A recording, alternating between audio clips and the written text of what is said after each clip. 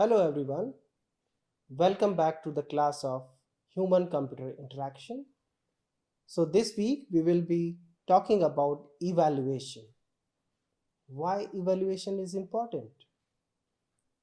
How do we know that the system we have developed is fulfilling the need of the users, serving the purpose why it is designed for? So before that, let's do a quick recap what we have covered in the previous lecture. So we have studied what is prototyping, what is prototyping in interaction design. We have discussed a lot about the smart UI, how it is useful and how it is changing the world. Specifically, it is changing the companies like Tesla, SpaceX, and so on, becoming a billion-dollar companies. So we have also discussed about tutorial and a panel discussion on prototyping and assignment around that. So this week we'll be talking about what is an evaluation, what is experiment design, what are the evaluation types, what are the evaluation methods and the metrics, and through our favorite use case, Blade Learning app, we'll see how to do an evaluation. Finally, we'll do a tutorial on evaluation with a hands-on experience with Adobe Illustrator. So, what is an evaluation? Evaluation in SCI refers to assessing the usability, effectiveness, and user experience in an interface or a system. So, I believe you recall what the usability is. How user is able to achieve their goals in efficient, in easy, memorable way. So we have discussed a lot about usability in our earlier lectures. We'll do a recap as well, what it is and what we are willing to achieve. So it also helps to measure how well a product meets the needs of users and how user interacts with it, ensuring that the product is intuitive, efficient, and satisfying. Because if the user is not satisfied, the user is going to have a quite low user experience. And if user is showing less user experience, in a way it is not going to use your product that you have built for him or her.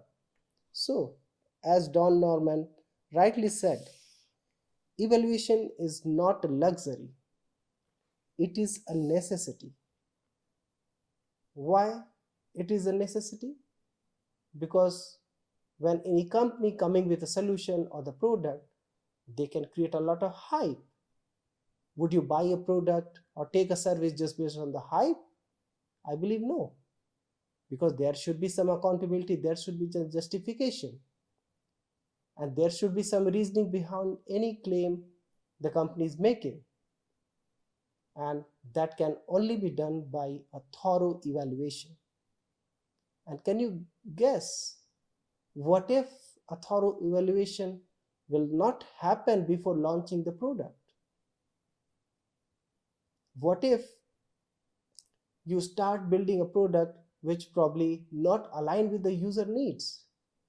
What if you build something which probably the user is not looking for?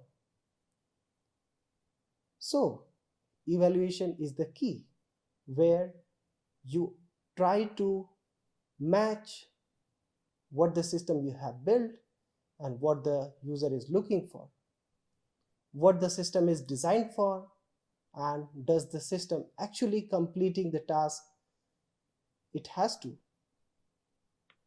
So there are bigger challenges and the major issues if you don't do a thorough evaluation. So let's see with an example. Google's new launch Bard made company lose $100 billion in just one day. Can you imagine how big this number is? How big this amount is? And it happens because in just being the race of launching LLM, just like OpenAI, they have just barred, they have launched Bard in a hurry.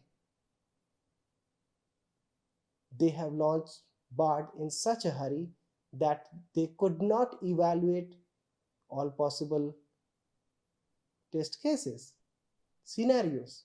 And that is the reason during the launch, basically, it has committed a mistake which it's not supposed to do. And that has basically caused the Google share plunges and just losing $100 billion in just one day. Another very popular example, probably you may recall, Cybercab, where Elon Musk launches it, and he tried to show that, even if you hit by a hammer on the windows, the glass won't broken. And what happens? Rest is history. So in his demonstration, when he hit the car window by hammer, it has broken down. In a way, the thorough testing has not been done, and that has cost just $15 billion and so on. Same with the case with many other companies, be it like Meta, be it Microsoft, Snap, so on. With the different conditions, with the different use cases, with different evaluation, even they did not probably understand the user need properly, and probably even they do understand the need and the probably the requirement, they haven't built something which is as per the expectation of the users, and that's where basically they lose money, they lose reputation, and so on. So that is the reason it is very important to do a thorough evaluation for a product that you are going to launch. And these evaluations should not just be done on some simulated data or on some simulated users or some dummy users. Ideally, these evaluations should be done in the natural setting. That's what I say. You need to get your shoes dirty. You need to go into the shoes of real users and see whether they are happy with using the system. Are they able to complete the task they're supposed to do with fun, enjoyment, and without any hassle, and so on. So that is highlights the need of a thorough evaluation, especially in real environment where the product is going to be used with probably the real set of users that you are going to have. So I believe you recall the reusability that we discussed in a couple of earlier lectures. So usability in SCI refers to the ease, efficiency, and satisfaction with which users can achieve their goals when interacting with a system, product, or interface. It is a key aspect of user-centered design and focuses on making system intuitive, accessible, and effective for the intended audience that you have. So usability is critical for ensuring system meet user needs effectively, enhancing adoption, retention, and overall user satisfaction. So if usability criteria is not met, then it will lead to, rather than adoption, people start losing it. People probably start moving to some other similar system, a better system, and overall user will not be satisfied. So we have to ensure that when a user or any stakeholders interacting with a system or the product that you have built, it should be easy to use, it should be efficient, and user should have satisfaction after using it and feel that the sense of achievement, what they were planning to achieve, they were able to do very efficiently, effectively, and in a simple and easy way. So there are several key dimensions of the usability And if you recall, we discussed effectiveness, efficiency, learnability, memorability, error tolerance, and satisfaction. So in order to make sure that your app is meeting the usability criteria, we have to work on all these. Effectiveness primarily related to the accuracy and completeness with which the user achieve their goals. So system should be effective. For instance, whatever the functionality it's supposed to achieve, it should complete the same. For example, if you're using a digital payment app, say Paytm, PhonePe or whatever, if you have to transfer say 100 rupees to some person X, then ideally it should suppose to transfer 100 rupees, not 99 or 101 or 1000, and it should not get failed. So effectiveness is primarily about the accuracy and the completeness with which user achieve their goals. Efficiency primarily about the speed and the ease of achieving the goals with minimal effort and time. So there could be different metric you can talk about. So for example, let's consider the metric of number of clicks to achieve the things. So for example, with how many minimum number of clicks you can transfer 100 rupees to your friend. If the app, for example Paytm, is able to do that in just 2 clicks, and another counterpart app probably is doing in the same transfer in say 3 or 5 clicks, it means the other app is not efficient as it should be. Another criteria of efficiency could be the time. For example, for transferring 100 rupees, the app X is taking say 100 milliseconds, but the app B is taking just 50 milliseconds. Then definitely app B is more efficient than app A. Similarly, you can think of more metrics and the constraint through which you can define the efficiency.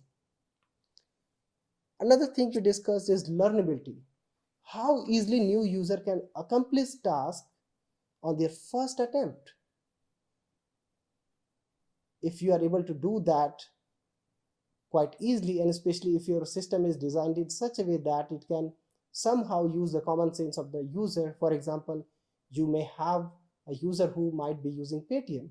What if you ask the user to use say PhonePe or Google Pay or so on? Ideally, the new app should be able to use the common sense knowledge of the user to use your app and probably perform the same task with very minimal effort. So how easily new users can accomplish the task on their first attempt. So that is something about learnability. Memorability, how easily returning user can re-establish proficiency. For example, you were using Paytm, you probably used for 5 years, and then you move to America where probably the Paytm is not working, and you stayed there for another 5 years. How memorable the Paytm app is. So for example, you come to India for a holiday, and if you have to use Paytm, how easy for you to memorize it and probably use Paytm again without any hassle. So that is about memorability. Error tolerance, how will the system prevent errors and help user recovering from them. So it's very common that probably user can commit a mistake, or even some error can happen due to system Wi-Fi connection, internet connection, and so on. Or probably usually the resolution in the mobile is quite small, so by mistake probably you hit some other button instead of the button that you're supposed to do. So how do you recover from these mistakes or errors? So that is about error tolerance. And finally, the satisfaction, the user's comfort and overall positive experience while interacting with the system. So ideally it should be as high as possible to retain the user, to keep the user happy, and provide a sense of the user has completed the task with very minimal effort, and it's effective, it's efficient, it's learnable, it's memorable, error tolerant, and so on. So real world example, you can think of a ride hailing app in India like Uber, Ola and Uber should allow their user to book ride quickly. So that is about efficiency. Whenever you click book button, ideally you should be able to allow to book a cab. So that is more about effectiveness. Minimal errors such as incorrect pickup location. So often you see that when you select current location, so probably it select the next block uh, next to your house, and that's mistake. So how to correct that, how to recover that, that's more about error tolerance. Be intuitive enough for the first user to navigate easily, that is learnability. So even though I might be using Uber before, what if I have to now start using Ola? Is it easy for me to just learn it and go ahead?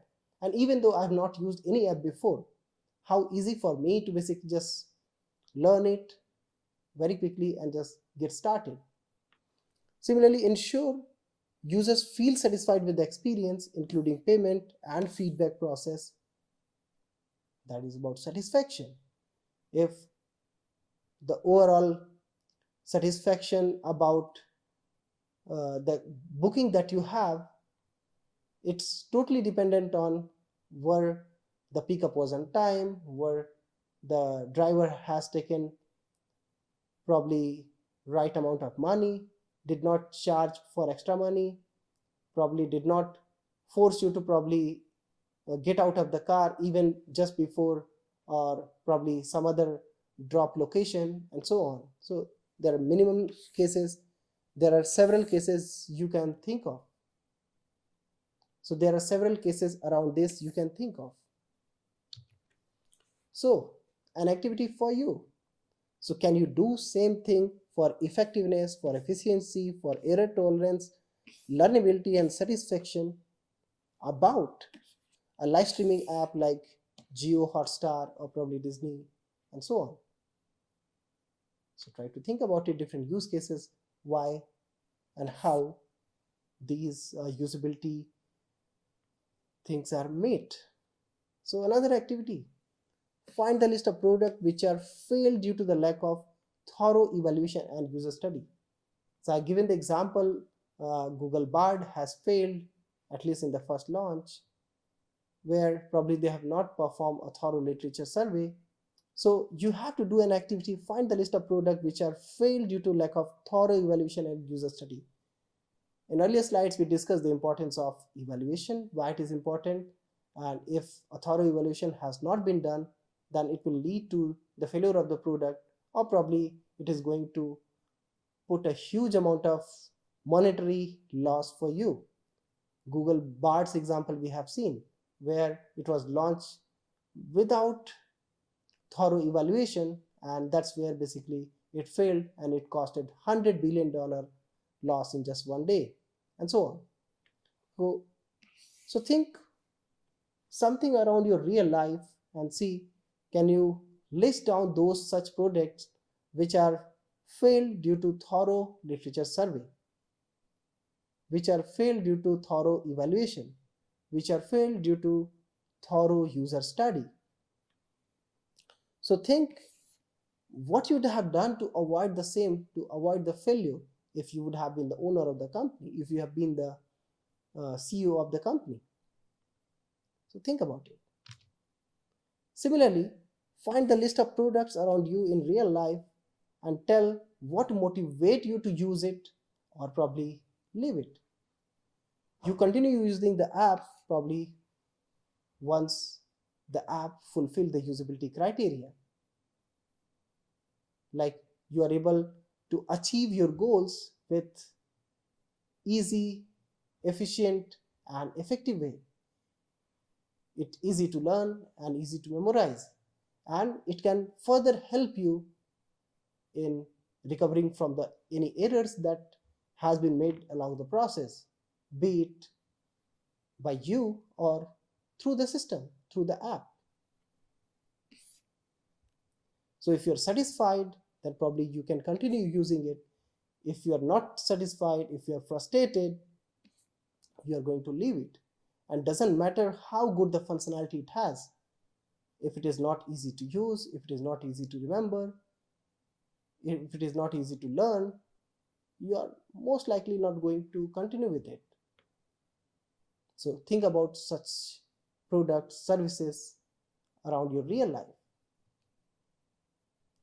Let's go for evaluation in human-computer interaction. Iterative design and evaluation is a continuous process that examines these 4 W's: why, what, where, and when. Why is about to check users' requirement and confirm that users can utilize the product and that they like it. What is about a conceptual model, early and subsequent prototypes of a new system, more complete prototypes, and a prototype to compare with the competitor's product. And where?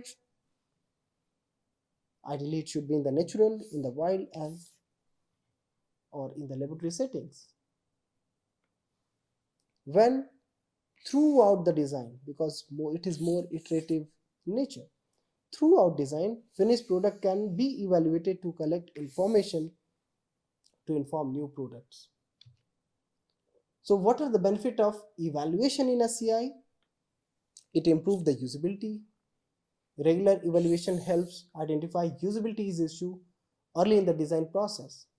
And what will happen if you identify the issue in early design process? You don't have to redo the things. You don't have to waste a lot of your time, resources in building what you are doing. To enhance user experience, so it ensures that the design meets user expectation and deliver a positive experience. And positive experience will lead to satisfaction, a better user experience. Confirm design decisions. It helps validate whether the design choice align with user need and context or not. If it doesn't align with user needs or the context, it's not going to work. The user is going to adopt it or use it or pay for it. Minimal risk. By testing with real users, you can minimize the risk of building a product that doesn't work well in real life scenarios. Since you already involved your users in early stages, you are taking the regular feedback with them, they are trying your system, and in those cases even they tend to forgive you as well if there are some little mistakes. Better user engagement. So regular evaluation helps ensure that the system align with the user's goal and preferences, resulting in better engagement. It also helps in reducing the cost by identifying and fixing usability problems early. Evaluation reduces the risk of costly redesign after launch. It is also useful in providing insight for continuous improvement. Ongoing evaluation helps refine and improve the user experience over time. So for example, a smartphone app evaluation, testing a new social media app with users to ensure that features are easy to use and the interface is intuitive, simple, and so on. So evaluation is not a one-time event. As I said earlier as well, it is iterative in nature. It has to be performed in different stages, many times with different users, different stakeholders, in different environment. It is an ongoing process that ensures that the design remains relevant and useful. Don Norman said. So we got a fair understanding of what is an evaluation.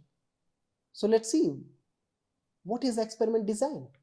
So in experiment design, we study what is the control settings that directly involve users. So for example, usability or research labs.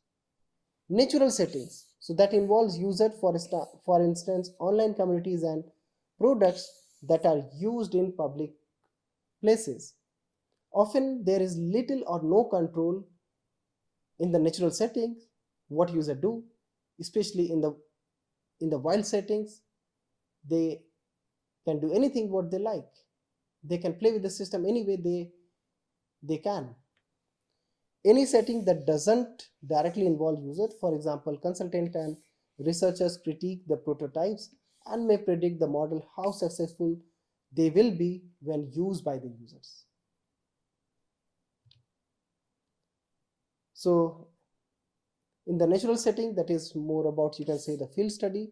So where field studies are done in the natural setting, and it is also known as the in the wild, is a term for prototyping being used freely in the natural setting, where in ideal world it will be used by the real users. Seek to understand what users do naturally and how technology impact them. Field studies are used in product design to identify opportunity for new technology, determine design requirements, decide how best to introduce new technology, and evaluate technology in use. So in the experiment design, we also talk about who are all the users we have. So what are the different participants you have? So it could be between subjects. So single groups of participants is allocated randomly to the experiment condition.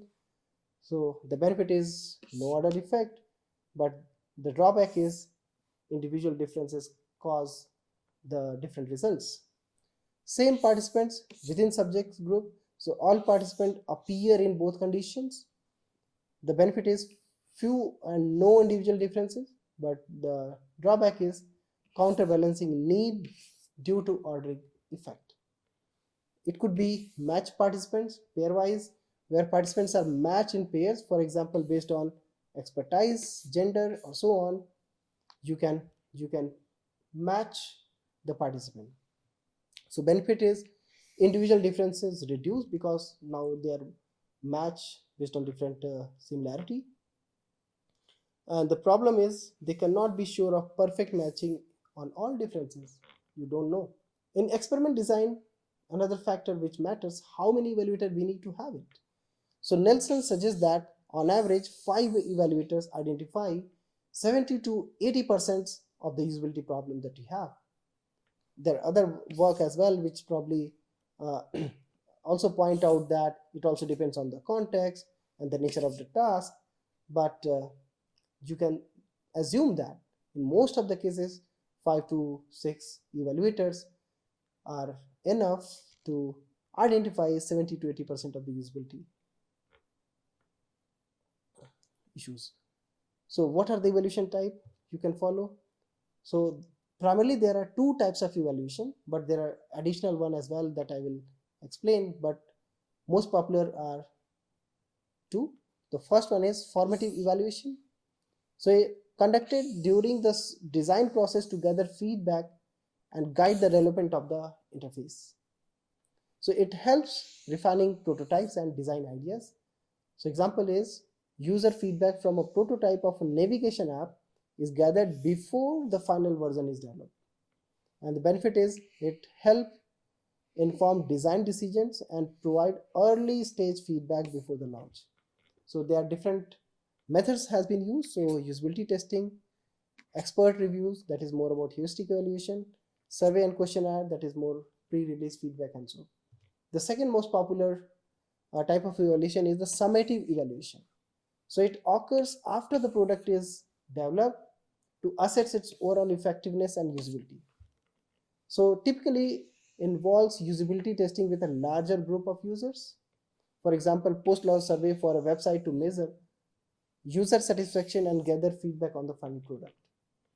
So benefit is provide final confirmation on the product's usability because it is primarily after the launch, and helps assess user satisfaction after using the full product. And there are different methods for this: post-launch surveys, A/B testing, final usability testing, and so on. There are other type of evaluation also happens, but from different perspective. So the third one is called diagnostic evaluation. So it focuses on identifying specific problems or issue within a system. That is more about finding the health of the system. So it helps to understand whether the usability issues are occurring in the design. For example, using cognitive walkthrough on an online booking system, to identify issues in navigation and task completion. So benefit is it helps pinpoint specific usability issues and allows designer to make targeted improvements. So methods used for this is task analysis, cognitive walkthrough, and heuristic evaluation. So next type of evaluation is called longitudinal evaluation. It involves studying user interaction over a long period to understand how the product performs and how users adapt it over time. So for example, conducting year-long study on the uses of fitness app, observing how users engagement and goal changes over the time. So the benefit is it tracks long-term user behavior, which is very important to note down, and satisfaction, and identifies evolving needs and potential issues. So method used for this is user diary, long-term usability testing, and survey over time. So what are the evaluation methods are? Some names we have discussed in earlier slides briefly, so let's go about it. So first is usability testing. So it involves observing real user as they interact with the product to identify usability problems, task completion difficulties, and area for improvement. For example, testing a website redesigned with users to see if they can easily navigate to key section that you are expecting the user to go and complete tasks like making a purchase. Are they able to purchase the product that you are willing to sell? So benefit is provide real user feedback and helps identify design flaws. So steps involve define tasks for users, observe how they interact with the system, collect qualitative and the quantitative data about the same. Second evaluation method is heuristic evaluation. So a usability inspection method where a small group of evaluators, it could be expert, it could be some identified stakeholders, who assess the interface based on the established usability principle, heuristics. Example, an expert reviewer uses Nielsen heuristics that I will come in a while to evaluate the usability of a shopping cart interface on an e-commerce website. The benefit is it's quick and cost effective and identify many usability issues early. It is developed by Jacob Nielsen in the early 1990s. So steps involved: expert review the interface, they identify potential usability issues based on the heuristics, the results are compiled and prioritized. So this is the revised Nielsen's heuristics in 2014. So that focuses on recognize rather than recall. And if you see, this is inspired by human way of remembering the thing. For human as well, recognition is easier as compared to recalling. Flexibility and efficiency of use, aesthetics and minimal design, help user recognize, diagnose, recover from errors, help and documentation, visibility of system status, match between systems and real world, how close they are, user control and freedom, consistency and standard, error prevention, and so on. So during his heuristic evaluation, a briefing session to tell expert what to do, an evaluation period of 1 to 2 hours or even longer. Each expert works separately, take one pass to get feel for the product and take a second pass to focus on some specific features, and briefing session in which expert works together to prioritize the problem. So what are the major problems here? Few ethical and practical issues to consider because users not involved. It can be difficult and expensive to find experts. Best experts have knowledge of application domain and users. And the biggest problem is important problems may get missed. Many trivial problems are often identified, such as false alarm. Expert may have bias. How to deal with that? So the next evaluation method is cognitive walkthrough. So here evaluators walk through the user interface step by step to identify potential issues in users' cognitive flow. So for example, evaluating an online bank transfer process, analyzing whether users can easily understand and execute the steps for transferring money. If the person is able to do easily with minimal number of clicks and effort and accurately, we are good. But if the user is facing any challenges in any steps, then that is something we have to figure out, that is something we have to work on.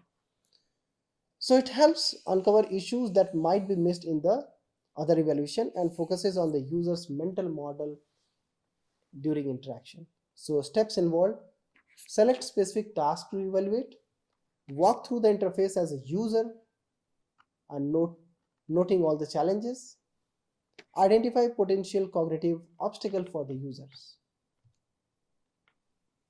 So designer presents an aspect of the design and user scenario. Expert is told the assumption about the user population, context of use, and task details. One or more expert walk through the design prototype with the scenario. An expert guided by the three questions. Will the correct action be sufficiently evident to the user?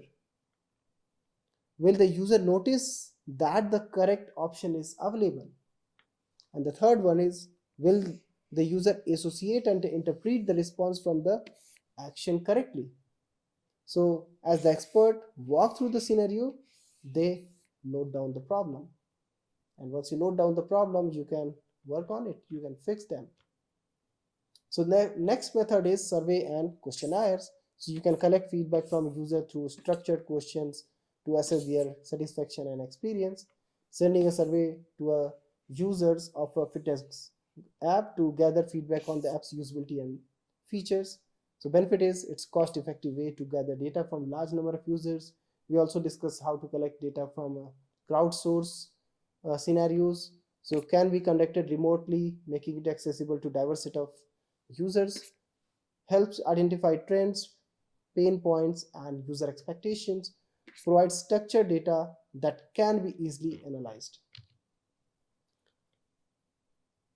Other ways you can think of is eye tracking, that is more advanced. So it involves using technology to track where and how a user look at different parts of an interface, providing insight into their attention and behavior. So for example, if you're placing a sale advertisement on e-commerce website, then ideally you are expecting the user to look at the sale and probably accordingly select the sale item, say phone or washing machine or fridge, whatever, and buy it. If the user doesn't look at there, if the user doesn't click there, it means there is something is missing.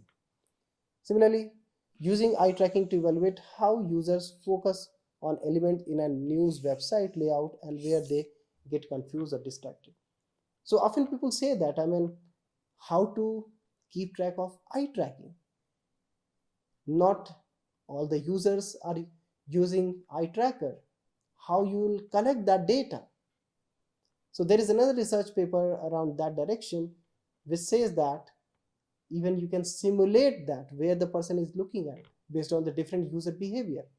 So for example, where my mouse cursor is, so these mouse cursor basically a kind of one indicator of where I'm looking at. So this may not be the perfect data, but it's a good amount of data and clean data that is give a very good overview of where the person is looking at. So the benefit is provide precise data how user interact with the interface visually, identifies area of attention, distraction, or confusion. If at some point, for example here, I'm confused what to do, then probably I spend more time or probably look at there. Otherwise, if it's clear to me, I'll just simply click and go ahead for the next page or probably add to the cart and probably buy the item. So another method is think aloud protocol, so where it involves asking users. So you basically ask user to verbalize their thoughts while interacting with the system. It is one of the very effective way of evaluating the system. So it providing insight into their decision making process. So for example, a user verbally explains their choice as they navigate through a video streaming service, helping identifying cognitive bottlenecks. So the benefit, it offers detailed insight into user behavior and mental process and help understand why user makes certain decisions.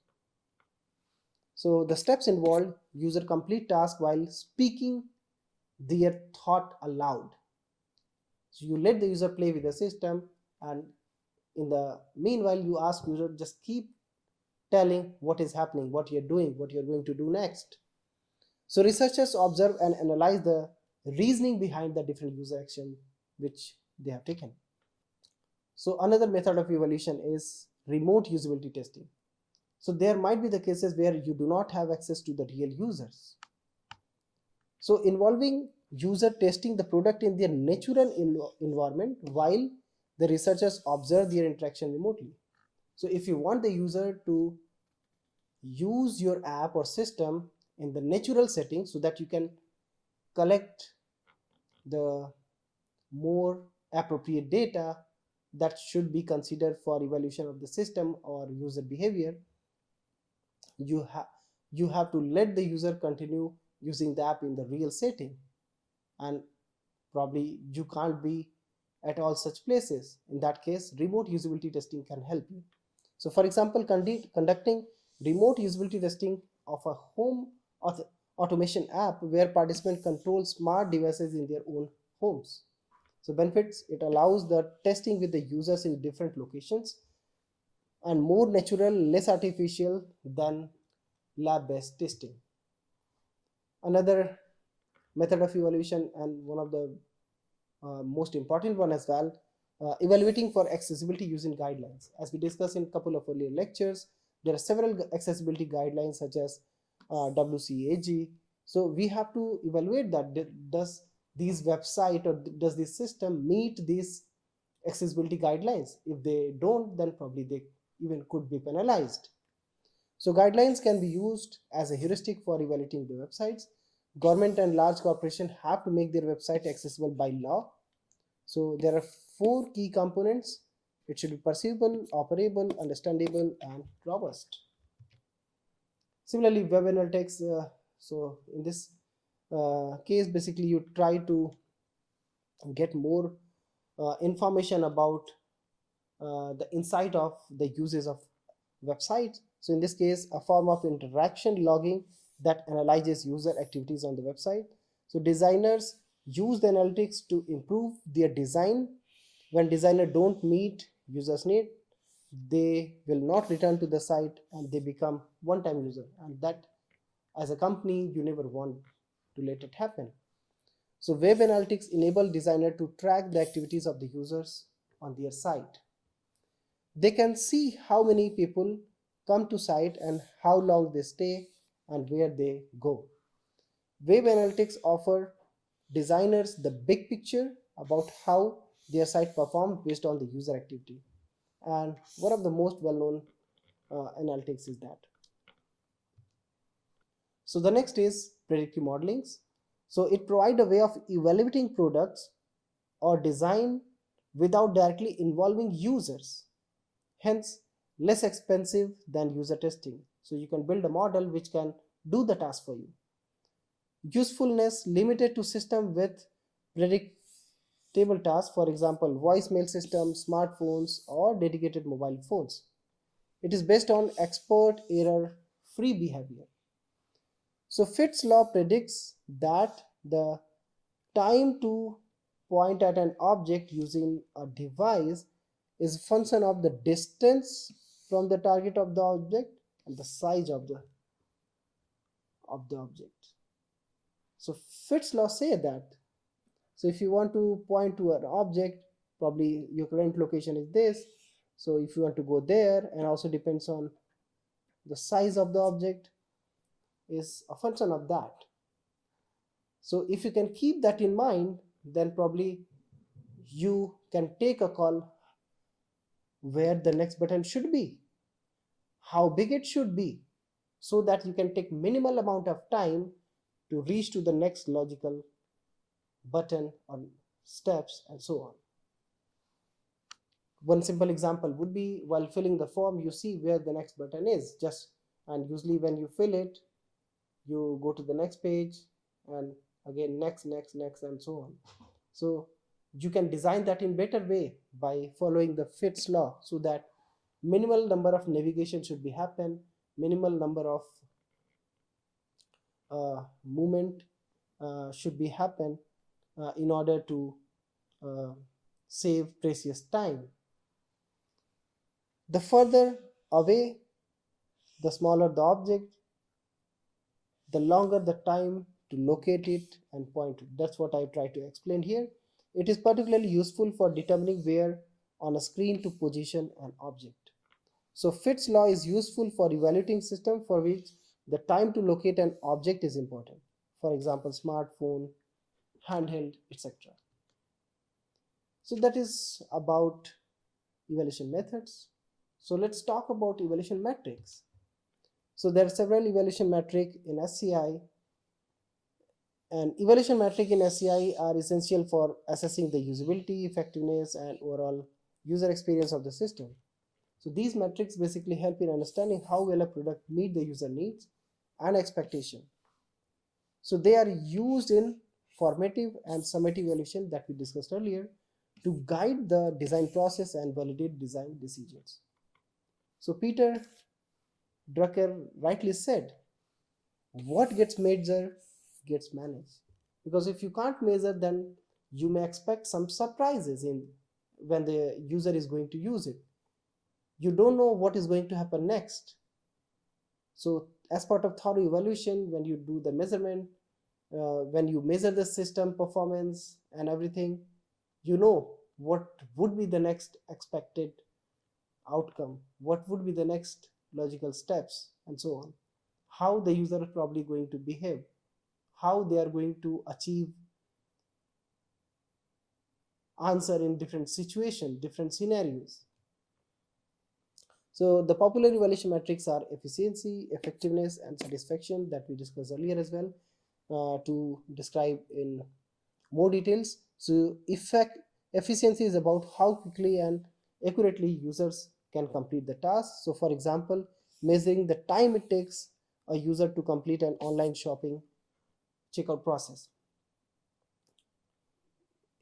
Effectiveness is how well the system support user in achieving their goals.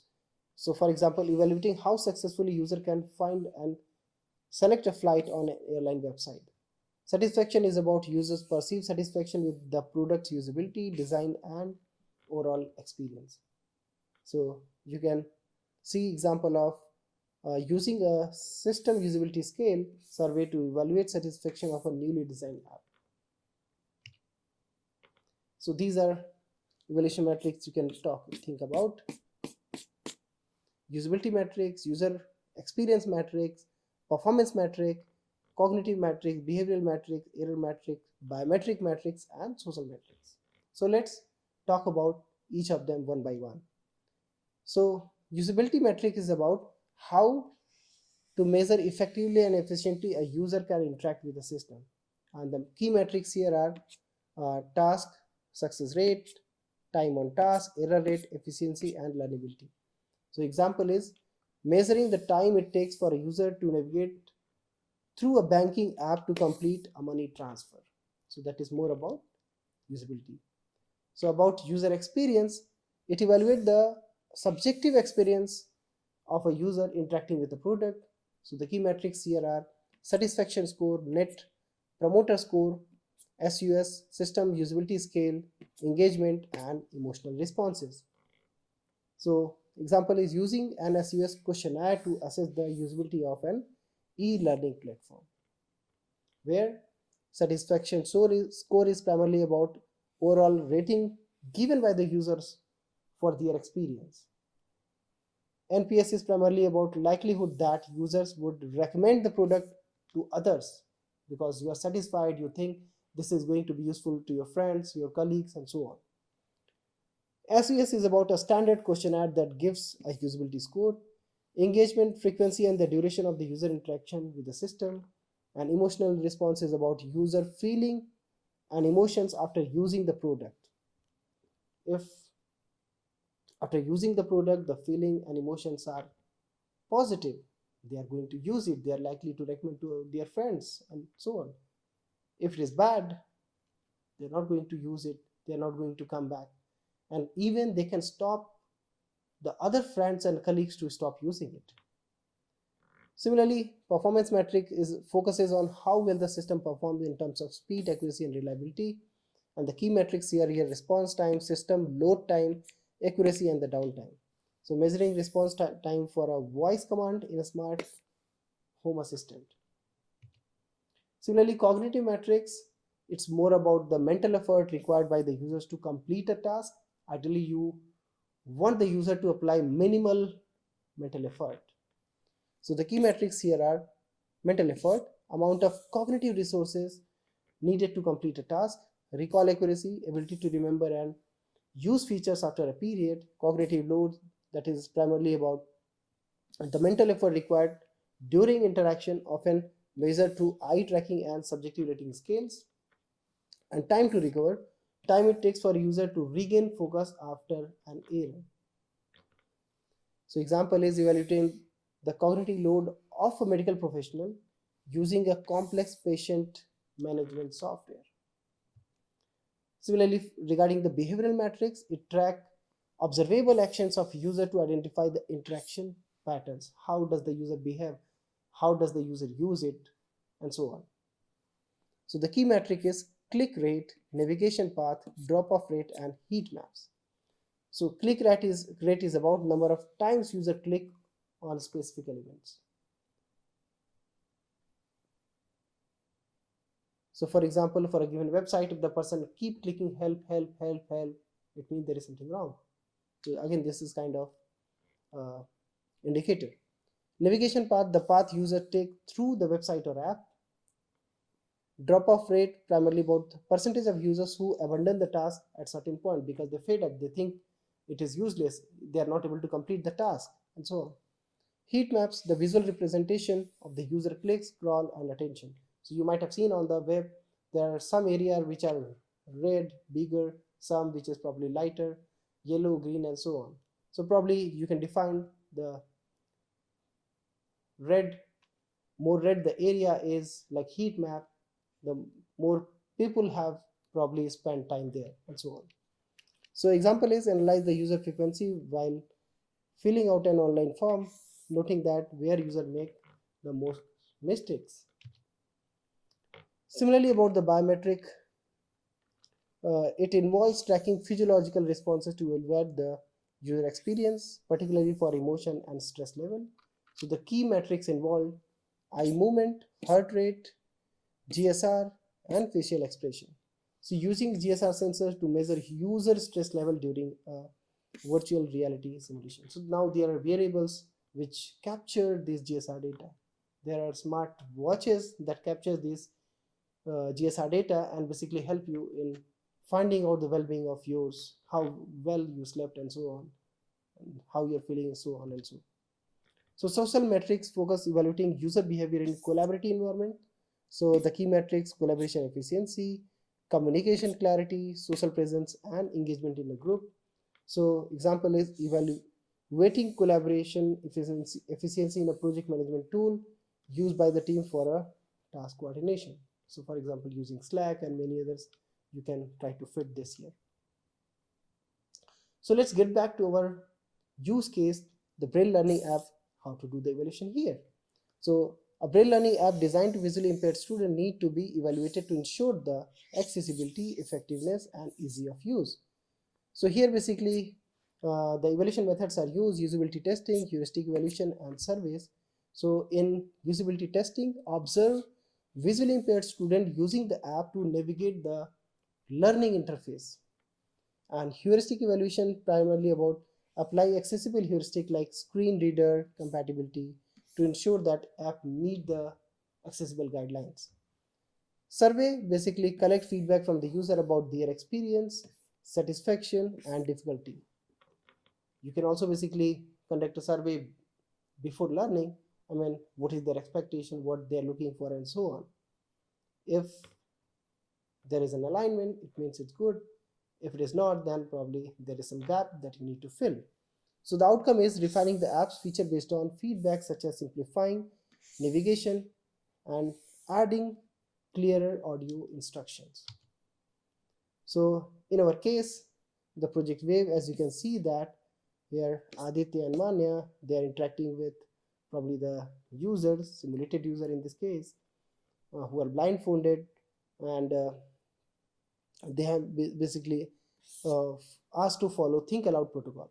So where users vocalize their thoughts while performing the task, providing insight into their decision-making process. So users of a language learning app are asked to verbalize their steps as they attempt to complete a lesson. A set of users were instructed to execute various tasks to check the accessibility affordance of the interfaces. So that is something we have done. And based on that, again, you can collect the data, you can probably see does it meet the expectation that you have, the users they have. So users complete the task smoothly with intuitive interface that met their needs. So one user faced initial confusion about successfully completed the task after the brief, and this is like average so response time that we have, band detection time we have, average accuracy that we have, and so on. So you can collect all those required evaluation numbers based on the problem statement that you have. Similarly, you can perform remote usability testing, so where users perform tasks from their own environment while researchers observe and record the interaction remotely. Similarly, our telemedicine app is tested remotely with the doctors and patient to evaluate the app's usability. In case of A/B testing, so you can compare two versions of a design to see which were performing better in terms of user behavior and outcomes. So testing two different landing pages designed for an e-commerce website to measure the conversion rates. So this is, you can see that we have done the evaluation in the lo-fi fidelity. So if you recall, in the previous lectures we discussed the different lo-fi for this hand-run model. So this is one of them, and the second one was this. So you can probably after evaluation find which one is best. So like in this case, probably this one was the winner, or probably chosen among these two options. And characteristics, probably you can check button vibrator to gently nudge user, budget to provide input output audio feedback, and offers comfort and continuous tactile engagement, and so on. So again, based on the different the requirement, you can evaluate them and choose the one fit in your case. Similarly, recruiting what are the challenges in evaluation? One of the major challenges is recruiting the right user, because if you don't recruit the right user, so probably it is being used by the user who are not going to probably use in real life, and in a way that can, again, there is no use of such kind of evaluation. So it can be challenging to find users who represent the target demographic, especially for the niche applications. So resource constraint evaluation can be resource intensive in terms of time, money, and manpower, definitely. So balancing between feedback and innovation. So too much focus on evaluation feedback can hinder creativity and innovation, and as designer may become overly focused on user suggestion. That is also something you don't want to be happen. So there should be some trade-off that you'll have to achieve. So designing realistic test scenarios, so creating scenarios that accurately reflect how user will interact with the product in real life is essentially but difficult.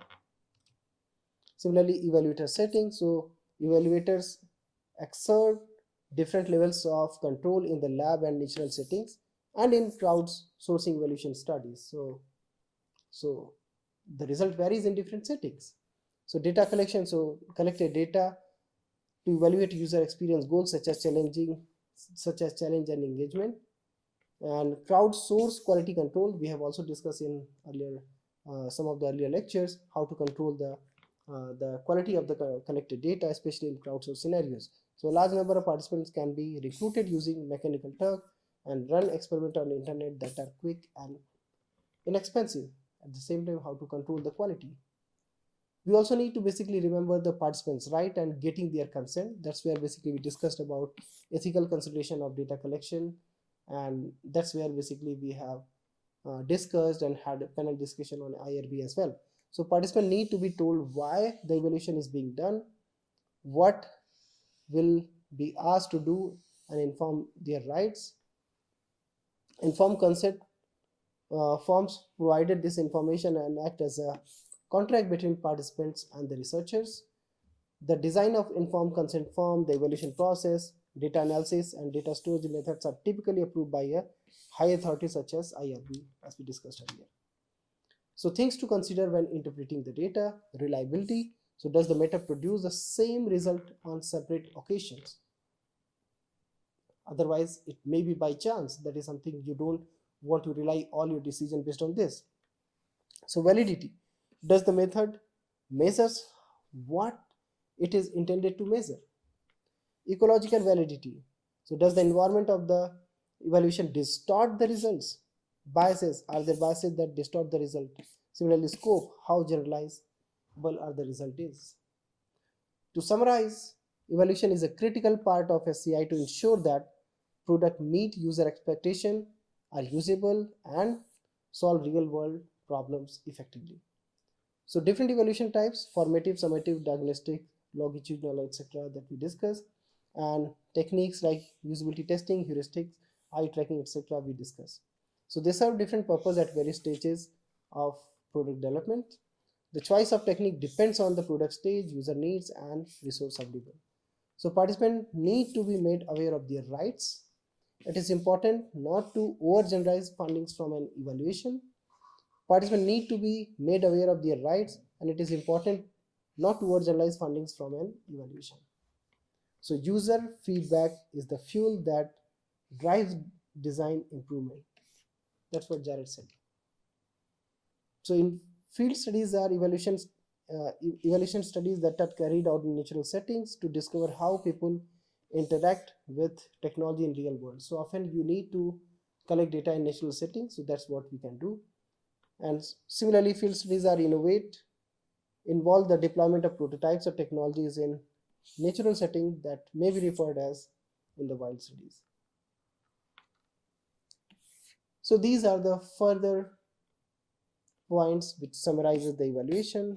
You can have a look. And evaluation metrics are critical in assessing systems usability, performance, and overall user experience. The choice of metrics depends on the product stage of development, users' goals, and objectives. A combination of quantitative and qualitative metrics gives a comprehensive picture of how well a product meets user needs. So further, we are going to have a tutorial on evaluation by our brilliant TA Ritvik. We are going to have a demo on Adobe Illustrator by Shubhi.